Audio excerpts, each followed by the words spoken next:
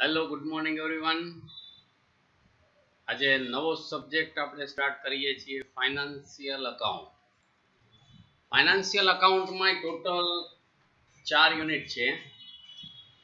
એમાં first unit આપણે start કરીએ છીએ જે તમે 12થમાં ભણી ગયા છો, નાણાકીય પત્રકોનું વિશ્લેષણ. તો એમાં નફા નુકસાન ખાતા અને પાકા સરવૈ આવતા એની ટકાવારી તમે કાઢતા, વધારો ઘટાડો રકમ રૂપિયામાં અને વધારો ઘટાડો ટકામાં. તો એ જ રીતનું ફાઇનાન્સિયલ સ્ટેટમેન્ટ આપણે ફાઇનાન્સિયલ અકાઉન્ટમાં પણ આવે છે. પ્રિપેરેશન ફાઇનાન્સિયલ સ્ટેટમેન્ટ, નાણાકીય પત્રકો તૈયાર કરવા. તો એમાં ઘણી બધી અલગ અલગ મેથડ છે, પણ આપણા સિલેબસમાં આપણે બે જ મેથડ કમ્પ્લીટ કરવાની છે. તો methods for analysis of financial statement. Number 1, comparative financial statement, એટલે કે કમ્પેરેટિવ એટલે તુલનાત્મક, તમારે 12થમાં આવતી. પછી ટ્રેન્ડ પર્સેન્ટેજ, પછી ટ્રેન્ડ એટલે ટકાવારી વાળી, બરાબર. પછી નંબર 3, કોમન સાઇઝ સ્ટેટમેન્ટ, સમાન કદના. રેશિયો એનાલિસિસ એ તમારે આવતી. રેશિયો બધી ફોર્મ્યુલા વાળું, ચાલુ મિલકતો, ચાલુ ગુણોત્તર. ફંડ ફ્લો સ્ટેટમેન્ટ એનાલિસિસ અને cash flow statement analysis. Cash flow statement analysis એટલે કે રોકડ પ્રવાહ પત્રક પણ તમારે આવતું. પણ આપણે ફાઇનાન્સિયલ અકાઉન્ટમાં આ ચેપ્ટરમાં બીકોમ સેમેસ્ટર 2માં આ બે જ મેથડ આપણે રેડ કરીને કરેલી છે. Comparative and common size statement બે જ સિલેબસમાં છે. તો આપણે આ બેનો જ અભ્યાસ કરવાનો છે આ ચેપ્ટરમાં. આના આપણે એક્ઝામમાં બે દાખલા ગણવા આવ્યા છે, બરાબર. આ ચેપ્ટર સહેલું છે. તો ચાલો એનું જોઈએ. એનું તમારે ફોર્મેટિંગ જ યાદ રાખવાનું છે કે બેલેન્સ શીટમાં કયા કયા હેડિંગ આવે, બાકી કોઈ વસ્તુ ફાઇન્ડ આઉટ કરવાની નહીં હોય. ડાયરેક્ટ આપણે સમજ સ્ટાર્ટ કરીએ છીએ. Method number 1, comparative financial statement. Question 1, from the following information find out financial position of company in a comparative financial statement. Balance sheet of Hathway Limited, liabilities 2016 and 2017, આપણને આ બે વર્ષની ડિટેલ્સ આપેલી છે. Preference share capital 10 lakh 18 lakh, equity share capital 12 lakh 24 lakh, general reserve 8 lakh 10 lakh, profit and loss appropriation account 4 lakh and 4 lakh 50,000, debentures 4 lakh and 20 lakh.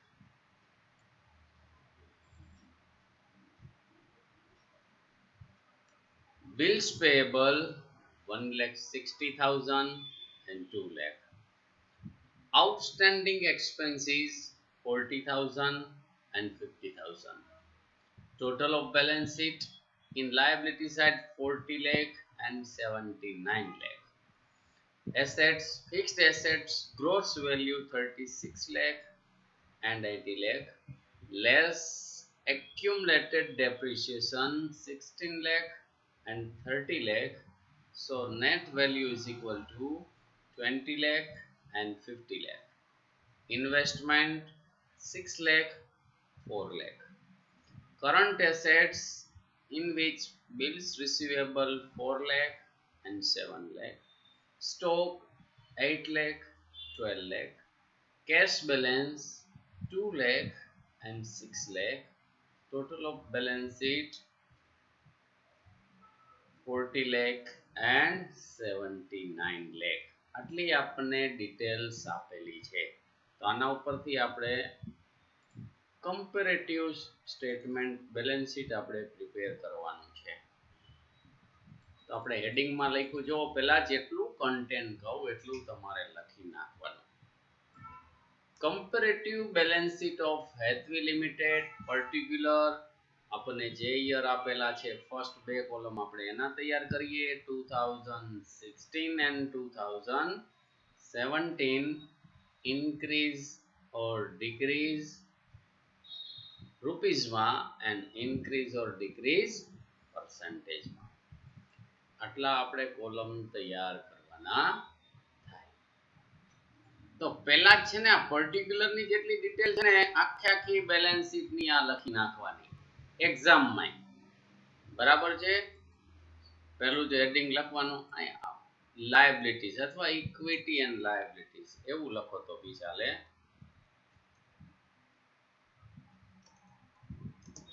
Equity and liabilities એમાં એ share capital આ બધા heading લખવા જરૂરી છે. Share કેપિટલમાં કઈ હોય તો કે બે જ હોય, પ્રેફરન્સ શેર કેપિટલ અને ઇક્વિટી શેર કેપિટલ. આ બેનો ટોટલ કરો એટલે તમને શું મળે?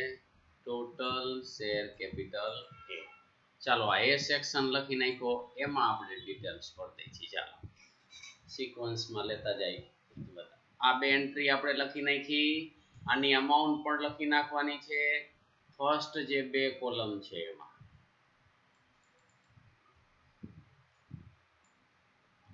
બરાબર એનો ટોટલ એ કરી નાખ્યો. હવે આપણે આ તો તમને આવડે ઇન્ક્રીઝ ડિક્રીઝ વાળું. જો 10 લાખ હતા 2016 માં, 17 માં 18 લાખ થઈ ગયા તો વધારો થયો ને, તો ઇન્ક્રીઝ કહેવાય. તો ઇન્ક્રીઝ હોય તો પ્લસ લખાય ને ડિક્રીઝ હોય તો માઇનસ લખાય. પણ પ્લસ જ્યાં હોય અહીંયા આપણે સાઇન નથી કરેલી અને કરવી હોય તો લખી નખાય કે પ્લસ 8 લાખ. આમાં કેટલા ઇન્ક્રીઝ થયા? 12 લાખ હતા અને 24 લાખ થયા, તો આમાંય પ્લસ 12 લાખ ઇન્ક્રીઝ થયા. આનો ટોટલ 22, આનો ટોટલ 42, એમાં કેટલા ઇન્ક્રીઝ થયા? આપણે આમ આડું જ હાલવાનું છે, આમ ઊભું નહીં. બરાબર. હવે આપણે આ વધારો ઘટાડો કરવાનો છે. તો 12th માં લગભગ તમને કોલમ કરાવડાવતા હતા. આપણે કરીએ કોલમના નામ દઈ તો આને નંબર 1 આપ્યું, આને નંબર 2 દો, આને નંબર 3, આને નંબર 4 અને આને નંબર 5. આપણે કોલમના નામ આપી દીધા. હવે પાંચમું કોલમ તૈયાર કરવાનું છે. ચોથા લગી તો આવડી ગયા. બે રકમમાં આપ્યા હતા એ લખી નાખ્યા, ઇન્ક્રીઝ ડિક્રીઝ કરી નાખ્યા. પાંચમું કોલમ કઈ રીતે બને તો કે ચોથું કોલમ એને ભાંગ્યા બીજું કોલમ એને ગુણ્યા 100. પાંચમું કોલમ બરાબર ચોથું કોલમ ભાંગ્યા બીજું કોલમ. તો જુઓ 8 લાખ ભાંગ્યા 10 લાખ ગુણ્યા 100, 80 આપણને મળે. એટલે તમારે એટલું યાદ રાખવાનું કે ઇન્ક્રીઝ ડિક્રીઝ નું કોલમ છે એને ભાંગ્યા પેલું જ રકમનું કોલમ હોય ને એ કરવાનું અને ગુણ્યા 100 એટલે ટકામાં જવાબ મળતો જાય. તો 80% આપણને મળે.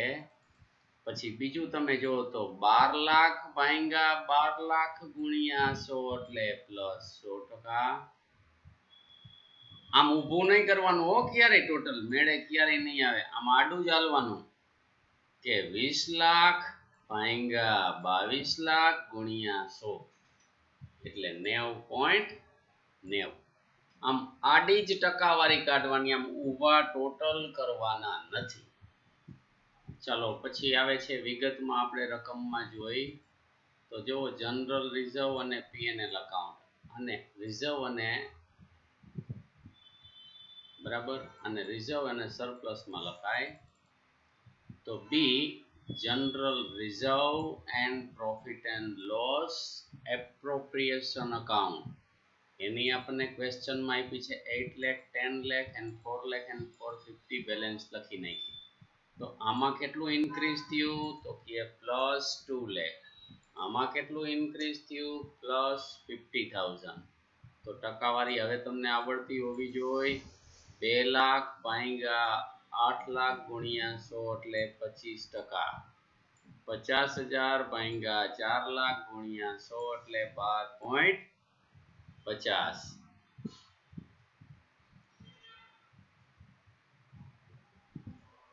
પછી આ બેનો ટોટલ કરો તો આવે 12 લાખ અને આનો ટોટલ કરો એટલે બેનો આવે 14,50,000.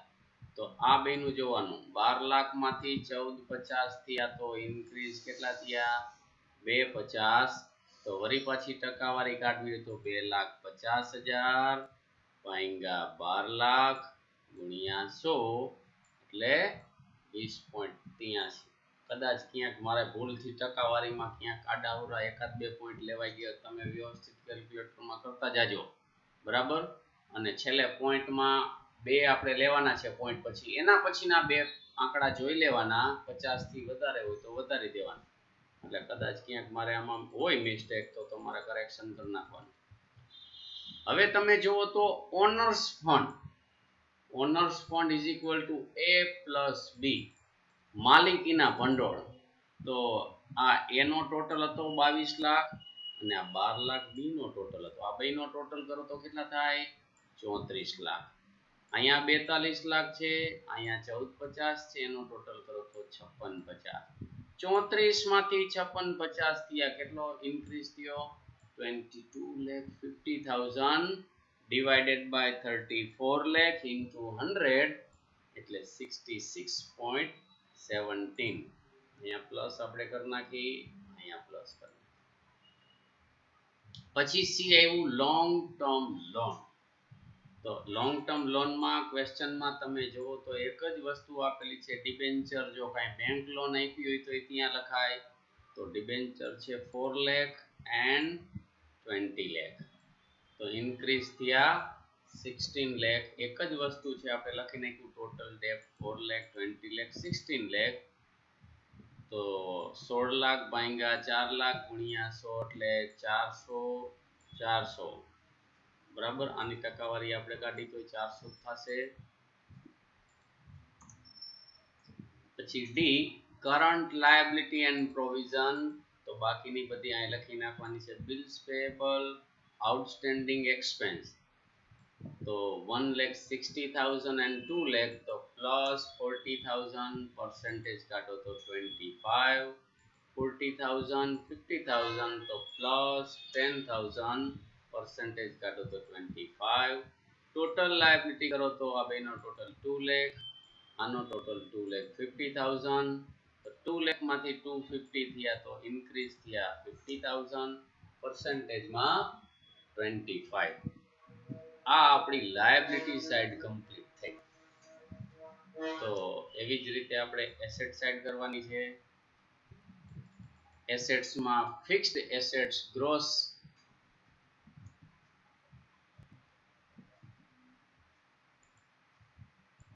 ABCD સુધી પહોંચ્યા હતા.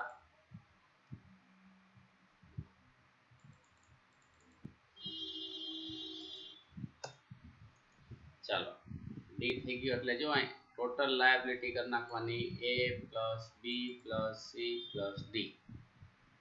ચારેયનો ટોટલ 40 લાખ 79 લાખ, ઇન્ક્રીઝ થયા 39 લાખ. તો પરસેન્ટેજમાં પ્લસ 97.50. ચાલો એસેટ્સમાં ફિક્સ્ડ એસેટ્સ ગ્રોસ આપી છે 36 લાખ and 80 લાખ, ઇન્ક્રીઝ થઈ 44. તો plus 122.20. Less depreciation 16 lakh and 30 lakh, increase થયો 14 lakh પ્લસ 87.50.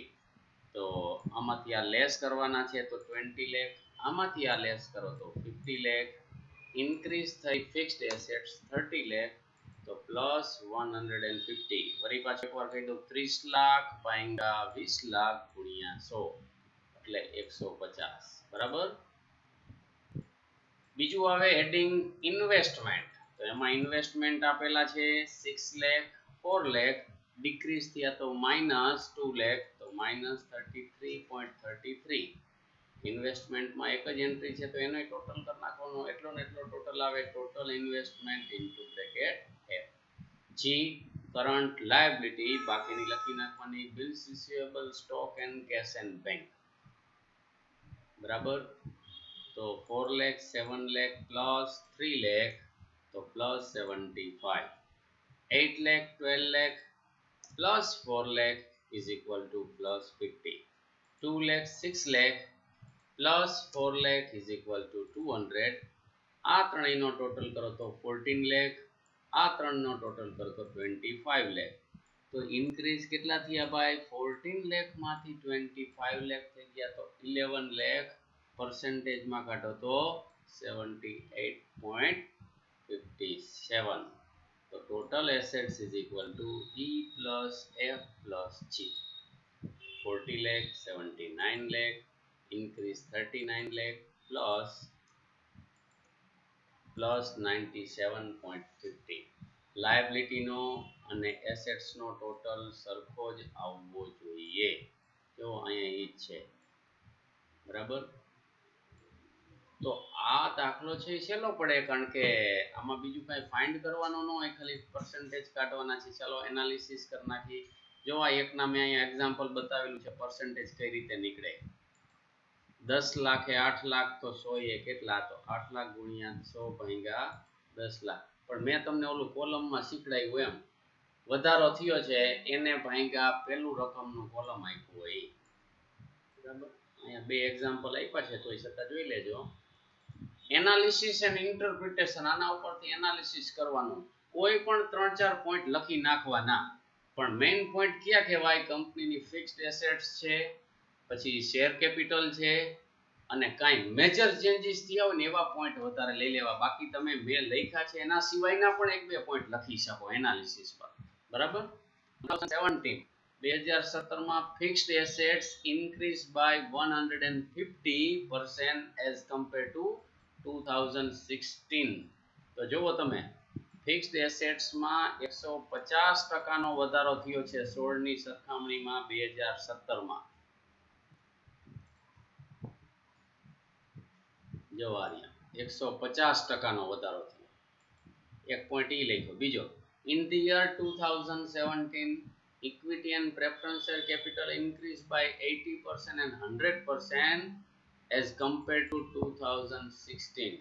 જો preference share capital 80% and equity share capital 100% increase થાય છે 2016 ની કમ્પેરમાં 2017 માં. અને લાસ્ટ પોઈન્ટ એક ડિબેન્ચરનો આપણે બતાવેલો છે કારણ કે એમાં મેજર ચેન્જીસ થયું છે. કંઈક કંપનીને એક્સપાન્શન કરવું હશે તો જ એને રૂપિયાની જરૂર પડી હોય. It is clear from comparative balance sheet that company has considered expansion પ્રોજેક્ટને વિસ્તરણ કરવા માંગે છે, મોટો પ્રોજેક્ટ કરવા માંગે છે, તો જ કંપનીને ડિબેન્ચર ઇશ્યુ કરેલા હોય. ઇશ્યુ કરે તો કંપનીને કેશ આવે. As discussed above aspect, and also debentures are increased by 400%. So company has increased its capital as well as its assets. બરાબર, તો આ રીતનું જે મેજર ચેન્જીસ છે, ડિબેન્ચર કંપનીએ જાજા ઇન્ક્રીઝ થયા છે, જાજા ઇશ્યુ કરે. 4 લાખના હતા એમાંથી 20 લાખના થઈ ગયા. તો કંપનીએ 16 લાખના ઇશ્યુ કર્યા. કંપનીને ફંડની રિક્વાયરમેન્ટ હોય. તો આ રીતનું તમારે એનાલિસિસ ને એવું બધું કરી નાખવાનું, અને આ પર્સન્ટેજની એક્ઝામમાં એક એક્ઝામ્પલ કરી અને ટકાવારી બતાવી દેવાની જેથી કરીને ખ્યાલ આવે. બરાબર છે, તો આ હતું બેલેન્સ શીટ. આ જ રીતે પ્રોફિટ એન્ડ લોસ અકાઉન્ટ પણ બનાવવાનું થાય. 12th માં પણ આવતા સેકન્ડ સમ આપણે એવો લેશું. ચાલો, okay, thank you very much.